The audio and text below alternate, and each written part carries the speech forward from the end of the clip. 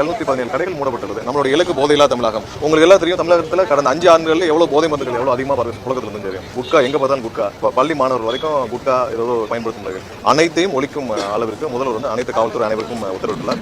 ஒழிக்கிற திட்டத்தையும் பார்த்திருப்பீங்க, கண்கூடாக பார்த்திருப்பீங்க. யார் யாரெல்லாம் வந்து இது இல்லீகலா செயல் பண்றாங்களோ, குட்கா செயல் பண்ற கடைகள் சீல் வைக்கப்பட்டு வருகிறது.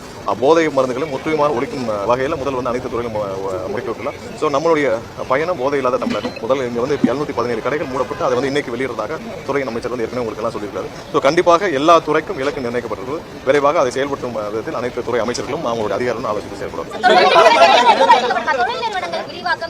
எல்லா துறைக்கும் இலக்கு நிர்ணயிக்கப்பட்டது. ஏன்னா தொழில் நிறுவனங்கள் எவ்வாறு அதிகப்படியான வேலை வாய்ப்புகளை கொண்டு வர முடியும், ஒவ்வொருத்தருக்கும் எப்படி செயல்பட முடியும், விவசாயிகள் நலன் கருதி என்னென்ன செயல்படுத்த வேண்டும், மகளிருடைய மேம்பாடு, அப்புறம் இளைஞர்களுடைய மேம்பாடு, அதிகப்படியான வேலை வாய்ப்புகள் உருவாக்க வேண்டும். ஸோ ஒவ்வொரு துறைக்கும் அது மாதிரியான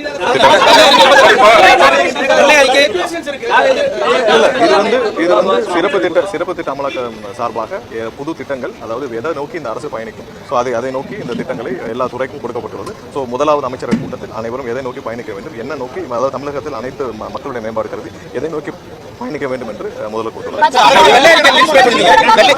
இல்ல, மேகதாது விஷயம் ரொம்ப தெளிவாக சொல்லியாச்சு. எந்த வகையிலும் மேகதாது அணை கட்டுவதற்கான எந்த முயற்சியில் எடுத்தாலும் அதை சட்டப்பூர்வமாக தடுக்கும் அனைத்து விதத்திலும் முதல்வர் வந்து முடிக்க விட்டுள்ளார். அதை நோக்கி எல்லாரும் சட்ட ஒழுங்கு ஆலோசித்து அதுக்கான பணிகளும் மேற்கொள்ளப்பட்டு